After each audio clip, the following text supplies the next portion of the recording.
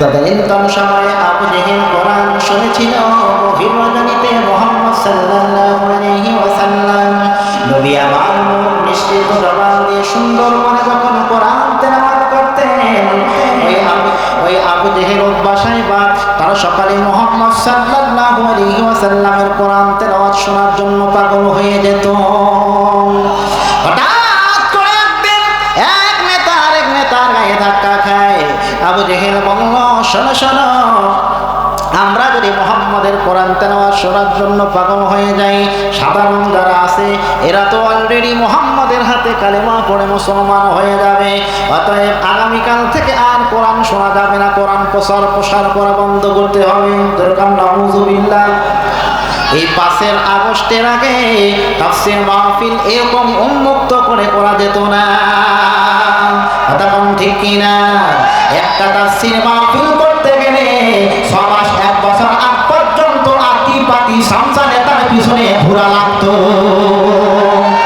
কথা কোন ঠিক কিনা?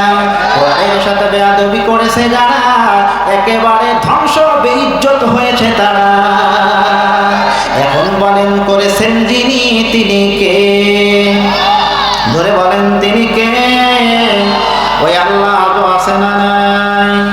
কিন্তু আপনাদের আওয়াজ দেখে মনে হচ্ছে আল্লাহর শক্তি কমে গেছে, কথা কোন ঠিক কিনা? আরো ধরে কোন আল্লাহ আছে না নাই? আল্লাহ যদি পাশে থাকে আমাদের কোনো ভয় আছে, কোনো চিন্তা আছে? হাসিনা 1টা বছর নয়, 2টা বছর নয়, ও একেবারে 16 বছর যাবত নির্যাতন নিপীড়ন করেছে, আলেমদের গায়ে নির্যাতন করেছে, আয়না ঘরের মধ্যে প্রবেশ করিয়েছে। শুধু তাই নয়, একের পর এক অন্যায় ভাবে রাতের ঘুম হারাম করে নির্যাতন নিপীড়ন করেছে, মামলা দিয়েছে, টর্চারিং করেছে, ফাঁসির কাষ্ট পর্যন্ত নিয়ে গিয়েছে। আপনারা বলেন কোরআনের সঙ্গে সঙ্গে ইসলামের সঙ্গে বিরোধিতা করার কারণে তাকে দিল্লি বাবু বাড়ি পর্যন্ত যেতে হয়েছে। বুবু গো, ও বুবু, তোমার নৌকা চলে না, কথা কোন ঠিক কিনা? বুবু গো, তোমার নৌকার পাল ছিঁড়েছে, খবর কি রাখো না, কথা কোন ঠিক কিনা? সব খুনিদের বিচার হবে, সব খুনিদের বিচার হবে, হবে আনা আনা। ও বুবু, বুবু গো, তোমার বিচার হবে বুবু 16 আনা গো। ঠিক না? আমরা এই আজকের মাহফিল থেকে উদাত্ত আহ্বান জানাতে চাই, নেক্সট প্রজন্মের কোরআনের সঙ্গে যারা বেয়াদবি করতে চাও, কোরআনের আওয়াজ প্রচার প্রসারকে বন্ধ করার জন্য বিভিন্ন ষড়যন্ত্র চক্রান্ত করে ইসলামের এই কথাকে বাড়িকে যারা স্তব্ধ করতে চাও, তোমরা ওই হাসিনা থেকে শিক্ষা নাও, কথা বলেন ঠিকই না? আল্লাহ তৌফিক দান করুন বুঝার মতো, বলি আমিন। আবু জেহেল আইন পাশ করে দেন, وقال الذين كفروا لا تسمعوا لهذا القرآن والغوا فيه لعلكم تغلبون।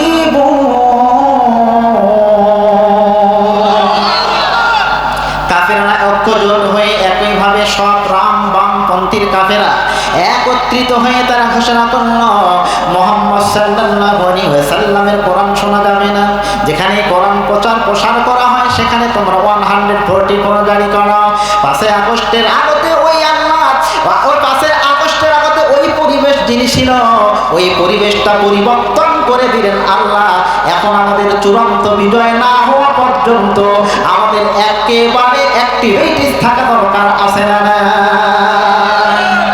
আল্লাহ তৌফিক দান করুন, বলি আমিন।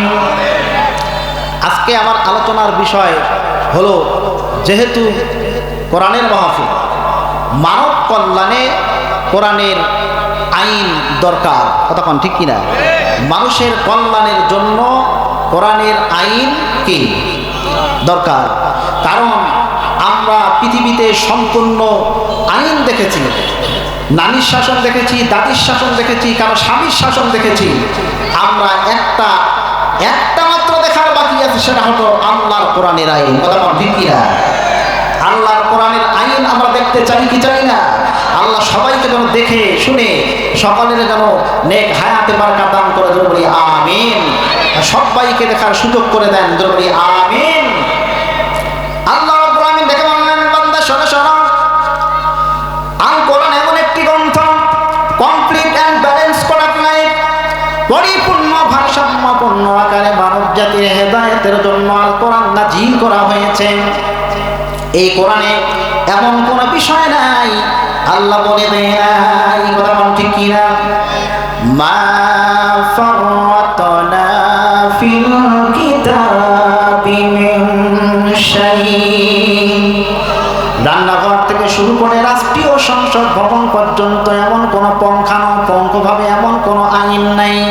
পারিবারিক নীতি, সাময়িক নীতি, সামাজিক নীতি, যুদ্ধ নীতি, রাষ্ট্রীয় নীতি, সব নীতিগুলো কোরআনে ডুবাইয়া দিয়েছেন যিনি, তিনি কে?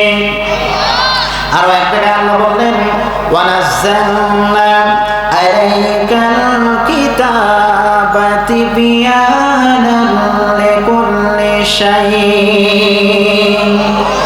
আল্লাহ বন্ধুকে জানিয়ে দিলেন, হে আমার বন্ধু, ওয়ানাজ্জালনা আলাইকাল কিতাবা তিবয়ানান লিকুল্লি শাই, এই কোরআন আমি আপনার উপরে নাজিল করলাম। এই কোরআনে এমন কোন বিষয় নাই যে আমি আল্লাহ সুস্পষ্ট বর্ণনা দেই নাই। সূরা তাহা 2 নম্বর আয়াতে আল্লাহ জানিয়ে দিলেন, মা আনজালনা আলাইকাল কুরআনা লিতাশকা।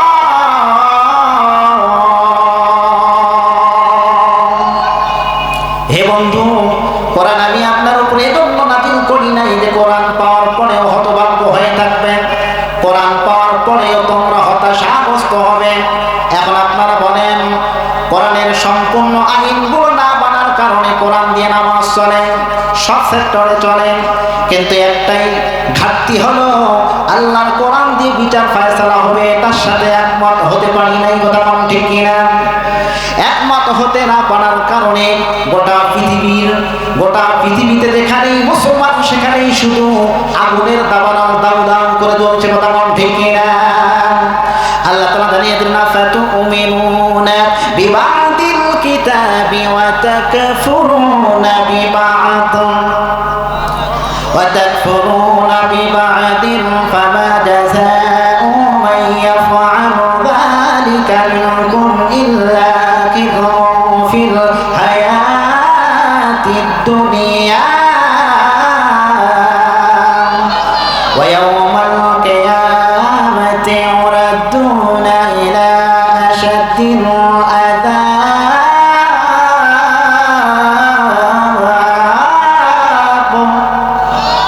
বান্দাকে কোরআনের কিছু মানবে, কিছু বাদ দিবে, বুঝতেছেন তো নাকি? কিছু বাদ দিবে, কিছু মানবে, কথা কোন ঠিক কিনা?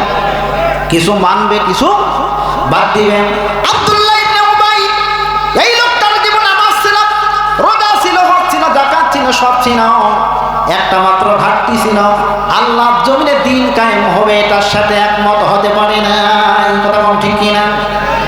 লোকটার স্থান কোথায়? এই ওয়াজ তো শুনেছেন নাকি? এই ওয়াজ তো অজানা, আমার জানা মতে কেউ শুনেন নাই, ইম্পসিবল, এটা হতেই পারে না, সবাই শুনেছেন, কথা বল ঠিক কিনা? তাহলে আল্লাহর জমিনে দ্বীন কায়েমের সঙ্গে একমত হতে না পারার কারণে স্থান জাহান্নাম। রসুলকে দেখেছে, রসুলের সাথে নামাজ পড়েছে, রসুলের সাথে দাওয়াতে গিয়েছে, রসুল যখন যেটা করতে বলেছিল সেটাই করেছিল। উহুদের প্রান্ত থেকে সেদিন প্রায় 3-350 সাহাবী নিয়ে ভেবে বলেছিলেন, কথা কোন ঠিক কিনা? ওই লোকটার ব্যাপারে আল্লাহ তাআলা এত রাগান্বিত হয়ে একটি দুইটি নয় কয়েকটা আয়াত কারীম নাযিল করেছেন। এখন আপনারা বলেন, কোরআন যদি মানতে না পারেন, আল্লাহর জমিনে দ্বীন কায়েম হোক, এটার সাথে একমত হতে না পারেন, আব্দুল্লাহ ইবনে উবাইর স্থান যেখানে, আমাদের স্থান সেখানে হতে পারে কিনা? পারে কিনা? অতএব আসুন আল্লাহ তাআলা ওই মুনাফিকি চরিত্র থেকে আমাদেরকে হেফাজত করুন, জোরে বলি আমিন। এই কোরআন যদি আপনি না মানেন, কোরআন কি করবেন? আল্লাহ নিজেই জানিয়ে দিলেন, ওয়াকালা রাসূলু ইয়া রাব্বি ইন্না কওমি ইত্তাখাযু হাযাল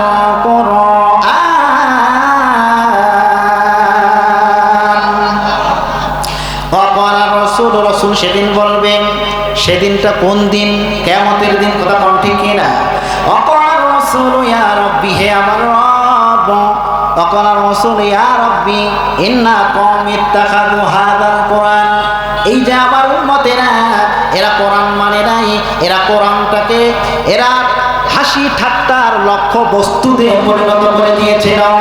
কোরআন বাস্তব জীবনে মানে নাই। তাদের সামনে কোরআন যখন বলা হয়েছিল, প্রকাশ করা হয়েছিল, প্রচার করা হয়েছিল, এই কোরআন না মানিয়ে তারা সেকুলারিজম, ন্যাশনালিজম, মানব রচিত মতবাদের পিছনে দৌড়িয়েছে।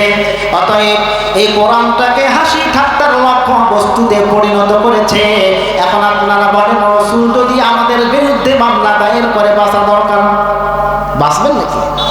বাঁচতে পারবো নাকি আমরা?